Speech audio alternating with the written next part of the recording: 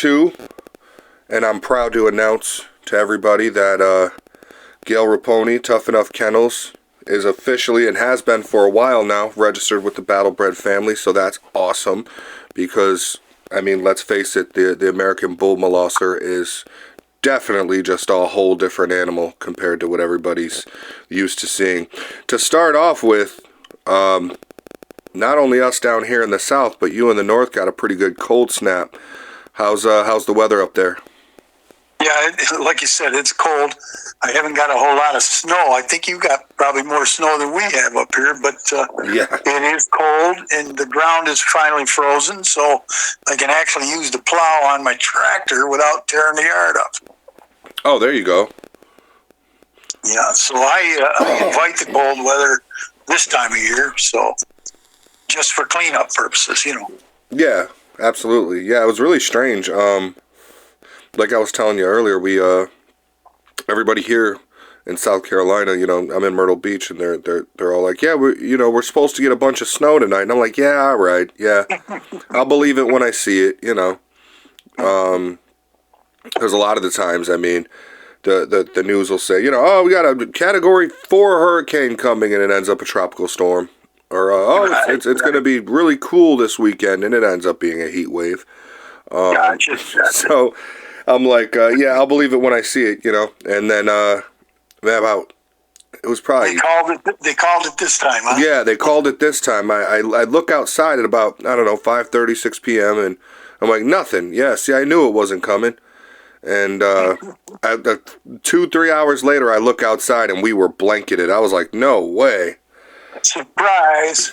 Yeah, I got these 5-gallon. I was looking out the back window, and I got these 5-gallon buckets. I had them flipped upside down next to the fire pit just as a seat, you know, and okay. They're halfway covered. Okay. I was like, wow, like, and that happened. That's a pretty good douse in the snow. Yeah, especially here, man. I mean, to see palm trees and snow at the same time is definitely not an everyday thing. So what's new? Well, I just had a litter here about, I don't know, 4.5 months ago, and I'm raising 2 females to replace a couple of girls. I've retired, and I generally only breed 3 litters out of each female, if that. And these 2 girls are retired now, so I'm replacing with 2 new ones, and we're kind of raising them, and that's been fun, and they're turning out real nice, real easygoing dogs, laid back. They're in the house a lot, and they're real chill. They're good with the grandkids, things of that nature. And I'm just having fun doing that, and doing a little bit of work here and there, a little remodeling for people and stuff like that. Keeping busy, you know, helping my sons out. There you go. Doing a little bit of training here and there, you know, with some local people. And keeping their dogs sharp, you know, got them two-legged nuisances running around a lot nowadays, and got to keep the doors barred, you know. Yeah, absolutely. So we keep the personal protection pretty sharp on 2 or 3 of the local dogs, and then a couple that are, you know, about 45 minutes to 2 hours away, and they come here and do a little training. But we manage to stay busy even though it's winter time. Yeah. Yeah, for us, the slow season, you know, it's more of a tourist town here, so the slow season right. is the winter time, but we get by, you know, we make it happen. Yeah, for sure. So let me ask you this. Now, you have 2 females that you're raising up because you retired 2 others, and correct. About what age do you really start to see them turn on? Oh, probably, I'm going to say 6 months. Yeah. Yeah, they start to turn into dogs, so to speak. They turn a little sooner because of the Mastiff influence, I believe. And they're I wouldn't call them a hard dog at that age, but they're hard enough to where they'll alarm and challenge you, you know. Yeah. And that's enough of a deterrent in some cases. A 6-month-old pup isn't going to stand its ground, especially a female, unless she's exceptional. But they will deter a lot of the average knuckleheads, you know? Yeah, absolutely. Yeah, they'll just kind of, I'll pick the next house. That's right. That's right. So, what are some of the things you look out for to determine whether or not the dog has it? Oh, just intelligence. I want to see the intelligence first.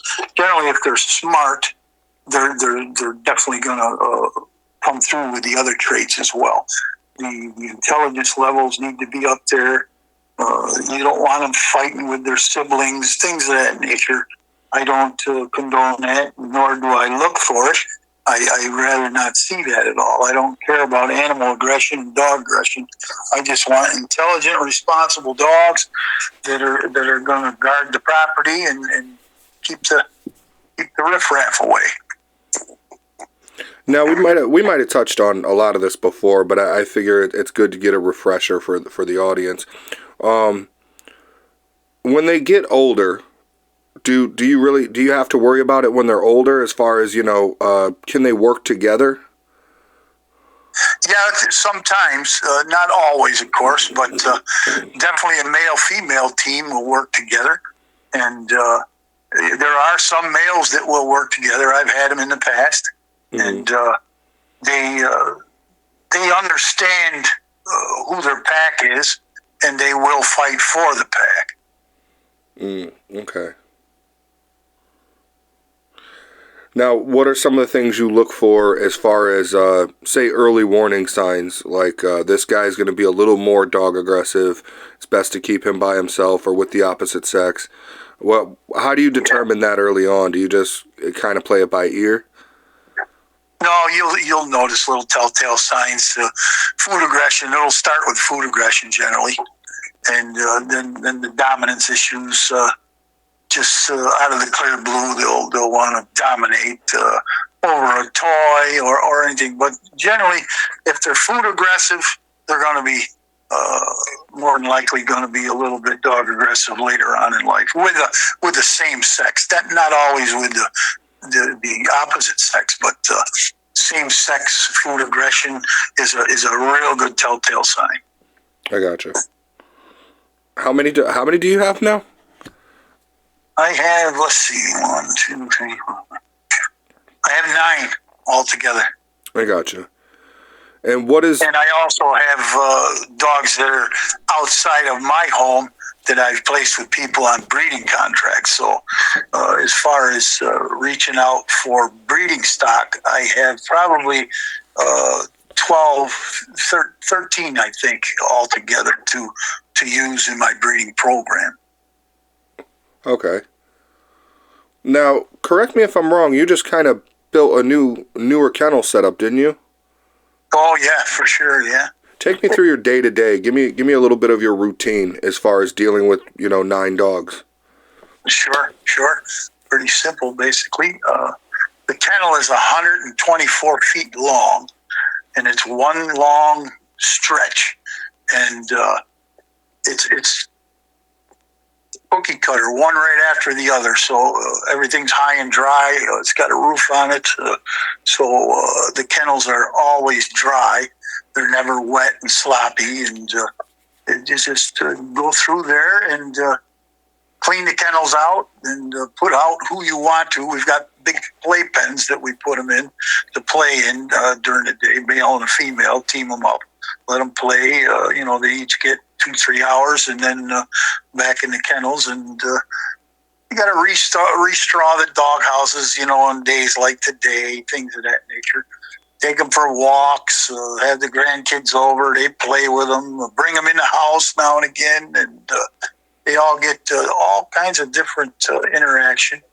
And then on the weekends, my sons will come over and we'll do a little training here and there, and that's about it, basically. But winter times are a lot slower, of course, and we don't do a whole lot of woods walking and stuff. The snow's a little rough on you, but we managed to get out there every so often. I took a couple of jaunts last month, and I haven't done anything this month. Been busy, but they do manage to get out of the kennels every day and get into those playpens and get some exercise, keep them in shape.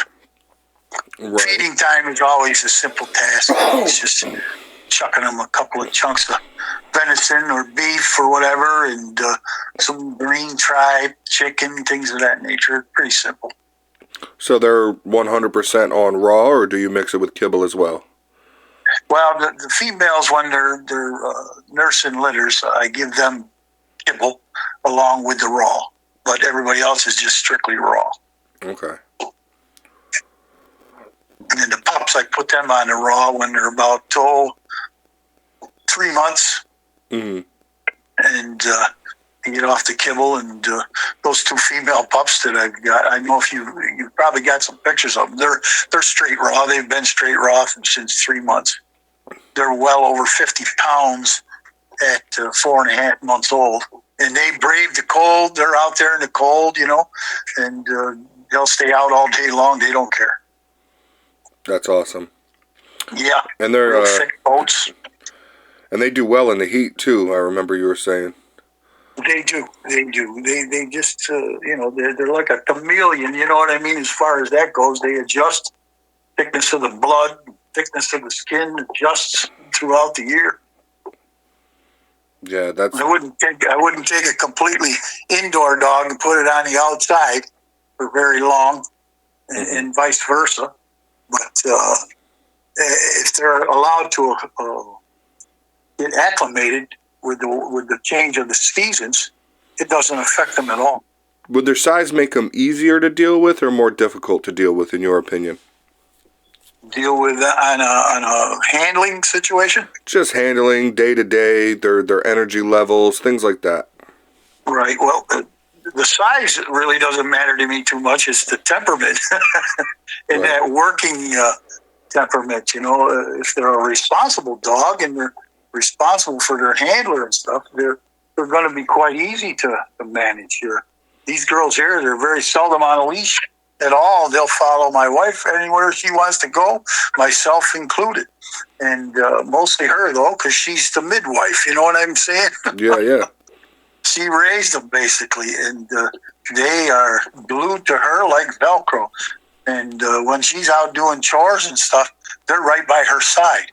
And if they are absent, they're only 10, 15 yards away. And if she makes a move to go in another direction, they're both right on her heels, even at a young age. And they've always been like that since puppyhood, since they were old enough to come out of the whelping box. Gotcha. So yeah, it's not a size thing really. Imagine bringing them in a small apartment or something. Size might make a difference for handling and this and that, but I don't see any issues at all handling them at this size and at this age even. Simply because of the temperament. The temperament is there. They want to please. They're very attentive to their handlers. That makes sense. So size shouldn't make a difference. You know what I mean? Well, I only asked because excuse me. I only asked because I remember, my little pit bull compared to my boar bull. He was a lot less energy, but then again, I mean, you're tripping over him everywhere you go because he's up your butt. yeah, that I could see, sure. But I mean, the pit bull, she would jump up and down. She was a ball of energy. No matter what you did to try to burn her out, you burn her out, and when you burn her out, she even has more stamina, so she's going longer next time when she's bouncing all over the place. I see. Well, it's a discipline thing, and we don't allow it in the house here, and even with the grandchildren know not to get the dogs excited. People come to visit. I don't allow them to foo-foo the dogs. Hey, how you doing? All that takes only a second for them to escalate from 0 to 100 with the foo-foo nonsense and things of that nature. So we keep that to a minimum. Grandkids know how to handle dogs. They walk dogs. They handle them outside, off lead, on lead. Doesn't matter. It's just a matter of discipline. And That's important. I think with any breed, of course, and especially the larger breeds. I'm knocking people over, this and that. And we have elders in our family that come and visit, and we can't have that. I think you may have one video of Maxine and one of our older males, and he's got his head in her lap. She's 97 years old, and that dog loves her to pieces. And he's got his head in her lap, and she's just petting him and putting her head on his head, and it's amazing. I think you may have that video, and you're welcome to share that if you like. And that's just a real good rendition of what the ABM is capable of, and what they really excel at. Do you still have American Bulldogs? Yes. I have 2 that are here with me, and no, 3, and then I have access to 2 or 3 more. Okay. Yeah, so I'll use that as an outcross sometime down the road, just to freshen things up a little bit, Sure. And I've got access to a couple of different Mastiff type dogs that I'll use to sprinkle a little special sauce in there, here and there. And that's a must. You can't just continue to breed on one family of dogs without an outcross somewhere along the line. Right. So I'm about due for that right now. I've got 3 strains of American Bull Molossers right now that are related back in the lines through the Heinz Bulldogs, and I've used different Mastiffs and such, and different outcrosses in those 3 different strains. They're all different, and I could probably run my time clock right out, probably, with what I have, but I never look at it that way. I'm always prepared for more. So I'm prepared for probably another 30 years, to be honest with you. Well, that was actually what I was going to ask next, is whether you thought you had everything you needed to not have to outcross. But, I mean, personally, I don't see nothing wrong with, especially if you're dealing with purpose-driven animals. Mm-hmm. I don't think that there's anything wrong with sprinkling something else into the genetics here and there to keep it fresh and to keep it outcrossed enough. I've known some older dog men for quite a long time that breed off breeds and Mastiff type breeds, Molosser type breeds, that I have access to their yards as well. So it's that's not a problem at all. So like I say, I'm prepared for the next 30 years. God willing, you know what I'm saying? Yeah. I'll be 70 on my next birthday. So, but I'm in good shape. I feel great, and all's well, Yeah, that's good. Yeah. I think the dogs probably keep you young. They do. They definitely keep my blood pressure down. Yeah. Well, how tight do you usually like to breed before you'd need an outcross? Just give me an idea. Okay. Well, I've got some stock that are tightly related, like they share the same grandparents. They may even share the same father or mother.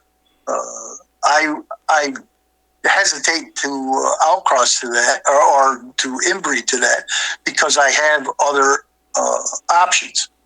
Mm-hmm. But I would, and I have, and I've been very successful with it. Mm-hmm. But that's about it. I've done sister, brother, father, daughter, things of that nature in the past, mm-hmm. and no problems. Now, is it because of the fact that it's essentially a mixed breed anyway that you were successful? I think so. A lot of hybrid vigor on both sides, Okay. the outcross that was in each one of them was exceptional as far as health and phenotype and things of that nature. So it wasn't a problem. I think when you start breeding faults and flaws and things, if you don't quit, that's when you're going to run into trouble. You don't want to double up on, flaws. Mm-hmm. But the old pit breeders knew what they were doing, and they bred some pretty tight stuff. A lot of times. Yeah. Yeah, something about that pit bull terrier, man. It was just... Oh boy. And I kind of followed their rule of thumb, basically. Not to a letter or anything, but same type of idea and stuff. I bred 2 Dog de Bordeaux, brother and sister, together one time, which was like a mortal sin in the Mastiff world, Yeah. It was like, oh my God, crucify him. Yeah. And I bred that litter, and I produced a female out of that litter that I used in my ABM program, and she was absolute gold perfection. Phenotype was perfect, everything perfect. Her name was Celine, and she was a Vulcan daughter. I bred Vulcan to his sister. And man, oh man, there was a couple that were, great animals, I would call them.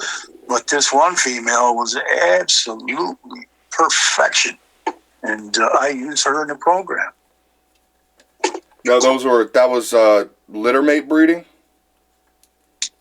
Yes, brother-sister. Paris was the female's name, and Vulcan was the male, and they were Dog de Bordeaux. Came down from the Beefy T line and some other stuff, Park Avenue, this and that. Beautiful animals. Vulcan was exceptional. Mm. Huge boy, and good working machine.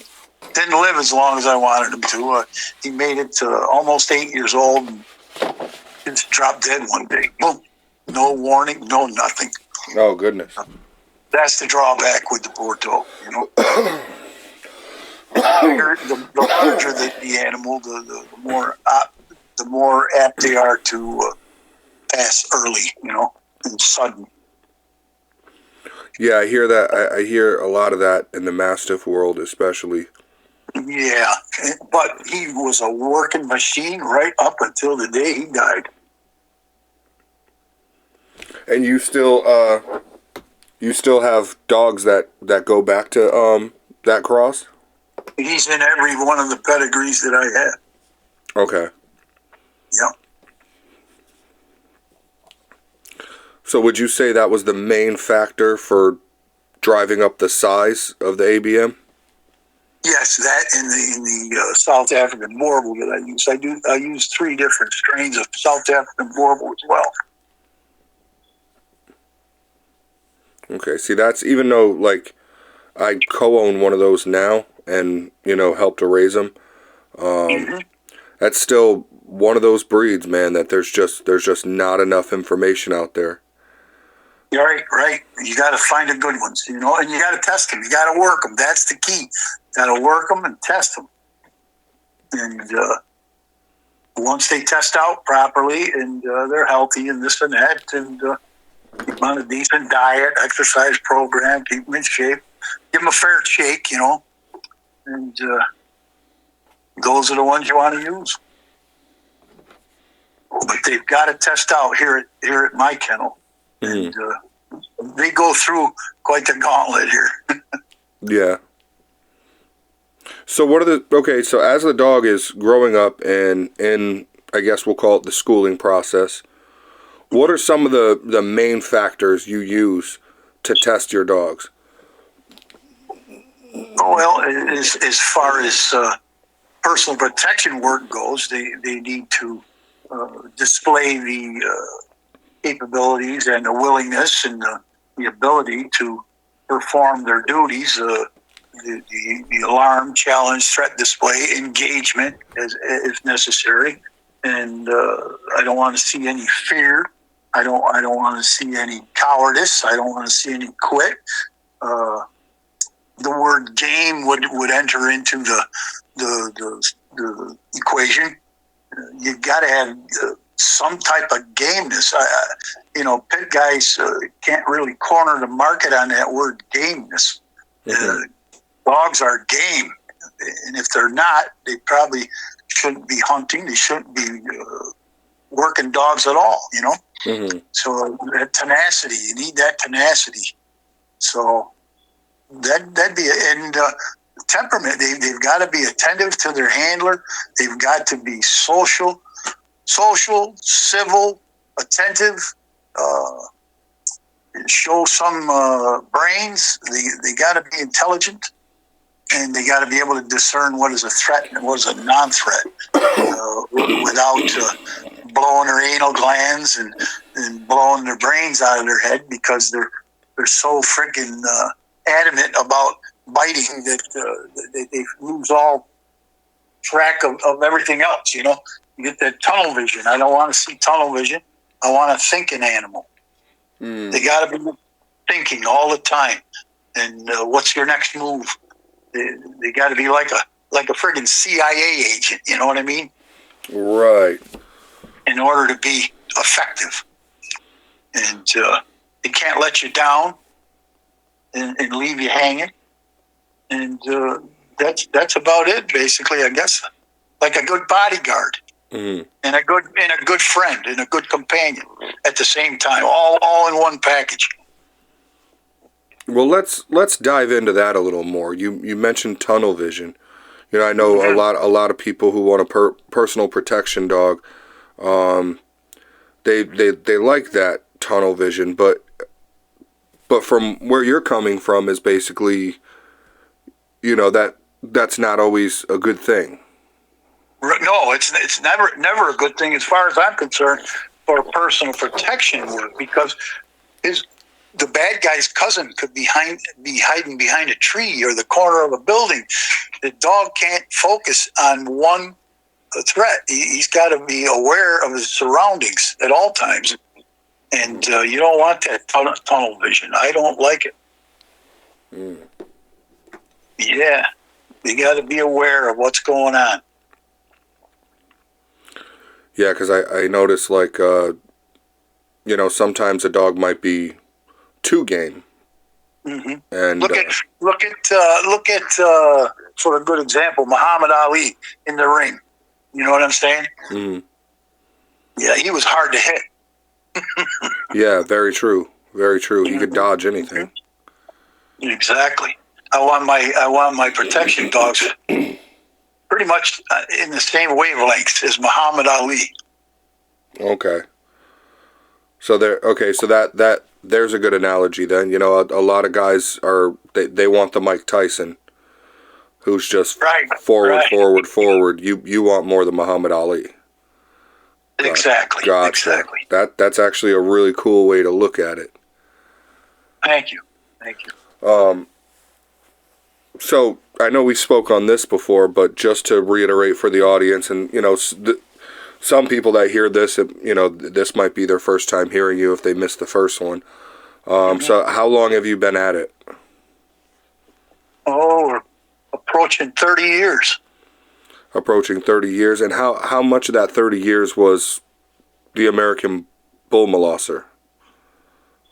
About 27 of it. Okay, so you got a few years in, and then decided, you kind of wanted to do your own thing. Yes, and that would, I started with the Heinz Bulldogs, and I don't have anything against them. I was very fortunate to get some blood out of that Aslan dog and bred it to my Bishop dog, and it was like magic, and I created some real working bulldogs in the man work, and it was kind of exceptional, I guess, and I never had that again. It came and it went, and I think the Heinz American Bulldog is probably more well suited and has a better fit catching hogs than doing personal protection work. And that's just my opinion. That's why I pursued a different strain, a different breed, similar in phenotype, a little bigger in size is all, and a little more suspicion level, things of that nature from the Mastiff and this and that. And I just felt that it was a worthy endeavor to do that. And then I created the American Bull Molosser and just kept adding to it and building on it and perfecting it to the point where, Christ, I got puppies that are 8-10 months old, that are full mouth bite, sending and returning from gunfire sends and things of that nature with 2 or 3 lessons. You know what I mean? It's too damn easy anymore. Yeah. It really is. And it's all done in the womb. Genetics. But going back, the foundation piece of the American Bull Molosser would definitely be mostly that Heinz Bulldog. Yeah.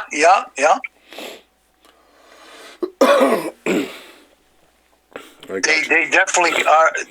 They're heavy in the lines. As a matter of fact, before you called, I was going over some paperwork here, some pedigrees and stuff, and almost every ABM that's on the ground right now, their pedigree, if you go back 6, 7, 8, 9, 10 generations and deeper, they're littered with Country Boy, Combat, Bishop, Rowdy, the Boss Man, all those dogs. They're littered in there. Yeah. Heavy, I guess you could call them heavy Heinz dogs. Yeah, there you go. Yeah. Heavy in the physical sense too. Yes, and you can't beat the intelligence of those Heinz dogs. That's a fact. Mm-hmm. And I found Bishop to be one of the smartest dogs. I think he was part human, for Christ's sake. If you'd look in his eyes, he'd look right back at you and almost talk to you. You know what I mean? Mm. Very, very intelligent dog, but very, very little drive. Bishop didn't have a whole lot of drive at all. He just hung around, and he was Conan the Barbarian. He bred bitches. That's what his job was. Mm-hmm. So for bone, structure, things of that nature, and intelligence. So he didn't have to do much, but when he did do something, it was pretty amazing. Yeah. One time, I'll tell you a little story. He loved my son, Justin, and I'm a contractor, of course, and I was teaching my son the ways of the contractor, and we were out in the yard, and we were doing some building, and he did something wrong, so I started to scold him. Mm-hmm. Well, Bishop was in the kennel, and Bishop took umbrage to that. He did not want me scolding Justin, and he hit the front of that kennel like a friggin' buffalo. Ba-boom! And let out a couple of bellers. And I said, "Oh, okay, old boy. You don't want me yelling at my son. I got you. But that's the kind of dog he was. Mm. Yeah. He was just a good old catch dog type hill dog. You know what I mean? Yeah. Yeah, that's just who he was. But I've hooked him up and back tied him. Only because the guy said, you got to back tie him. We were going to test him in burst protection. We back tied him, and them guys come in and try to agitate him and stuff. And he just looked at him. Could care less. No threat there, you know what I mean? Right. That's all. But in reality, he was a monster. Or he could have been. Right, but you think he was able to differentiate, like, this is not real, these guys are not... Exactly, gotcha. Exactly. They don't really want me to get pissed off. That's what his attitude was. Right, okay. Yeah. It's funny, I always get a kick out of it when a dog is so sure of themselves and they know their own strength and they know what they're capable of. I compare it to a martial artist, you know? Yes, a real capable one, yes. Yeah, you could be talking all the shit in the world from across the bar, and you know, a martial artist is just going to sit there and smirk at you like, all right. Amen. Amen. Could I get another club soda, please? Yeah, exactly. Yeah. I've only seen a few dogs that were that sure of themselves. Mm-hmm. Bishop was one of them. Yeah. Another short story, if you don't mind. Not at all. I took Bishop to a show out in Ohio, and he was laying there and just chilling in the sun and blah blah blah. And this big old bulldog come up behind us, and he was sniffing Bishop's butt. Well, all Bishop did was turn around and look at that dog. And I tell you what, that dog shriveled up like a raisin and walked away. That's the kind of dog he was, you know. Man. Just a very confident animal, and he could talk to you with them eyeballs, big gold eyes. How much did he weigh? When I had him, he was about 118 pounds when I got him, and he went up to about 126 pounds. Okay. Now that he was 10 when I lost him. Yeah, he was. I was 5 when I got him, and he was 10 when he passed. And just to reiterate, that was a full Heinz dog. Yeah, that was Combat Boss Man. Gotcha. Okay. Billy Hines and Dave Sanders bred that dog. Okay. Wow. Yeah. Yeah, I love the stories, man. I live for that kind of thing. Right on. Yeah, I got fortunate. I started at the top. You know what I mean? Yeah. That was my foundation, sire, right there. Yeah, that's man. You gotta you gotta get out there and start educating some of these younger guys. Yeah. All they gotta do is listen to your show, brother. Yeah, they do. But yeah. I did notice. I got a few guys that I've met and mentored, I should say, throughout the years, and they do pay attention. The smart ones pay attention. I paid attention to my elders. That's all I can say. Well, I noticed recently I see a lot of people throwing in the towel. I think a lot of the COVID breeders, as I call them, are starting to fall away. Yeah, everybody got their unemployment. I've been around a little while, and I don't see too many of the old timers out there anymore. You know, the original sidewinders, let me call them. Yeah, they all fall off.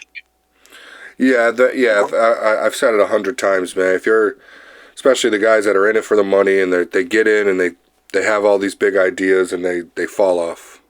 Yeah, there's no real money in it. You might get lucky a couple of times, you know, throughout your career if it lasts long enough, and this and that. But no, it's a labor of love, and that's it, man. You got to appreciate the breed, and you got to appreciate yourself too, and you got to be able to fault yourself as well. Not too many people are willing to check themselves, you know. Yeah, that makes sense. Yeah. So, sorry, still getting over this cold. Yeah, man. Yeah. So what does the future hold? Now, let me ask you this, actually, before we go down a different rabbit hole. Mm-hmm. As of today, is there anything else out there? Any other breed out there or line out there that you're interested in that you thought about having or adding to what you have? No, not at all. Not at all. Gotcha. With what I have, the 3 different strains of ABMs, the Bulldog material that I do have, the semen that I have on ice from Bishop and Rowdy, and then, of course, I've got a couple of buddies of mine that have massive stock. I'm set. like I said, I'm going to be 70 on my next birthday. If my sons decide to continue this, or if there's anyone else out there that's close enough to me that continues on, then more power to them. They'll have a ready-made situation waiting for them. You know. Right. Yeah, it's pretty solid. It's pretty strong and healthy, very healthy. Let me put it that way. That's a good word to use. Healthy. Everything's healthy. Mm. So it's a good thing. But no, there's no other breeds I want to incorporate. What I've got is what I've got. The deeper I go on the generations, the better it gets. Mm-hmm. And the stock that I am going to use for a little bit of outcross is superior. They come from champion lines in their own right, you know. Mm-hmm. So it's I won't mention them right now, but when the time comes, I'll PR them, you know, pretty heavy. Mm-hmm. And I don't keep secrets of what I use as far as bloodlines and stock and stuff. I don't think it's very fair. Number one, to keep it from the public, and it doesn't hurt you to tell people. Mm-hmm. So it'll all be publicized when I do outcross and things of that nature to my audience and the people that are interested in the ABM. Right. I think it's only fair to do that. You know what I mean? Yeah, absolutely. Yeah. It's funny. I come across people sometimes that have, you know, hybrid programs of sorts, and I'm not going to tell you what's in it. That's the secret sauce and all this. I was like, well, you know, you could give two chefs the same ingredients. They're still going to come up with different plates. Amen. So there's no harm in telling people, you know. No, not at all. Not at all. I'm not concerned or scared at all. There you if go. you think you can build a better animal, go for it. Yeah. Hell, I'd want if yeah, and the case is if they did build a better animal in your opinion, you'd probably want to use it. Bingo. Yeah. Yes, sir. Yes, sir. And I've explained that to people too. It's hard to compete with, you know, it's hard to compete with a dog man who's truly in it for the dogs. Right on. Because if one man is just trying to build better dogs and the other man is just trying to build better dogs, I mean, there's no competition there. No, not at all. Not at all. And the proof is in the dogs themselves. I mean, if the dogs are out there doing the work and they're visible and they're in your face, they're in the public, they're in public arenas and this and that venues. I mean, what is there to hide? You know what I'm saying? Mm-hmm. Give them the recipe. Yeah. You're not gonna be able to get the same dogs, the same semen from the same males, the same female womb. It's not going to be exact. You know what I mean? You may get lucky, but you got to have the exact dog. You know, that cookie cutter. So yeah, it's not going to hurt anyone to tell anyone what they're doing and why they did it and how they did it. Well, I mean, if you look at the American Pit Bull Terrier, for example, that started off as a crossbreed, just like every breed started off as a crossbreed. But look at how many variations there are of the Pit Bull now. I know. So it's like it's insane. There's zero uniformity. Right. And, right.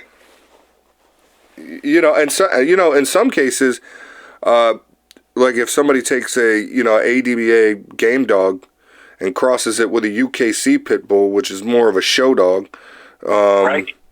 I mean that's still kind of a hybrid. Yes, it is. You know, so it's like certainly. I don't think there's ever going to be any true uniformity for any breed. I mean, no, not without issues. I mean, you could use the German Shepherd as an example. The uniformity was there for a while, and then the issue started. Yeah. You know. Yeah, they've been up and down the ladder 100 times now in what 60 years, 80 years. Yeah, it's crazy. It's crazy. Same with the Doberman. Mm-hmm. It's too hard. Same with the Rottweiler. The poor Rottweiler. What they've done to that. My God. Oh yeah, you see the newer ones they got out there with the smash face. Yeah. It's like, what the hell did you do to the Rottweiler? My God. Took a perfectly good working breed. A little sharp, maybe, but in the right hands, they're a tool. Yeah. But they ruined that even, for Christ's sake. Yeah, one of my dogs I just retired a couple years ago, my Rottweiler. I mean, top to bottom, looked the way a Rottweiler should look, acted the way it should act. He came up on 10 years, and we had a house full of dogs, so I retired him out just so he would be spoiled, in a one-dog house. There you go. But I mean, I saw he was 2 years ago I had him, and right around the time I retired him, man, I started seeing all these pictures online of these new bloodlines of Rottweilers with 2-inch muzzles, and yeah, I was just like, what? It's like they're doing the same thing they did with the American Bully. Yes. I was like, oh my goodness, they're gonna ruin everything. Now they got fluffy bullies and Frenchies and all that. I know. So what are we doing? Color of the rainbow too. Oh my goodness. And then I see the videos of the dog shows, and these guys are screaming at each other about whose dog is better. Then I'm like, man, I got one dog that will eat every dog standing on that table. And nobody would be able to stop him. Right. Well, they've lost all track as far as working breeds. They've lost all track. There's a handful of people out there, though, God bless them, they're still doing the right thing. Yeah. And those are the people we want to focus on. Yeah. Well, I mean, hell, that was the whole reason for starting the registry. It was just let me get all these people together. Because, it's a really good thing. Yeah, they're gonna have to, because I mean, working dog men are gonna have to stick together. Yeah, they are. Yeah, they are. They're so few and far between. Well, maybe they will. Maybe they will. They'll see a little bit more and get a little more confident in what they're doing and this and that, and it's got to be worth their while first off, and we can maybe help them to make it worth their while. Yeah, I got your dogs up there. I got Corsos up there. I got American Bulldogs up there. We got a lot of dogs on the site now, man. I can't believe how much it blew up, and it just keeps going. So I think we're on to something here. I think you're right. I'm glad I met you and got to talk with you and everything, and I don't mind sharing my information. I got nothing to hide, like I told you, and if it helps somebody, great. Yeah, that's all I can say. I didn't have a whole lot of help. I did have some help here and there along the way, but it's been head down and elbows up. You know what I mean? Yeah, I mean the thing is too is like I don't see like guys like you who back in the day, your help was limited in figuring all this out. I feel like there's no excuse for the guys now that want to get into it. All the information is right here, all of it. Right. There shouldn't be any problem. There shouldn't have any problem if they have the drive and the initiative to do it. And they got to do it for the right reasons too. Right. Yep. They ain't going to get rich. That's for damn sure. They're going to spend more than they make.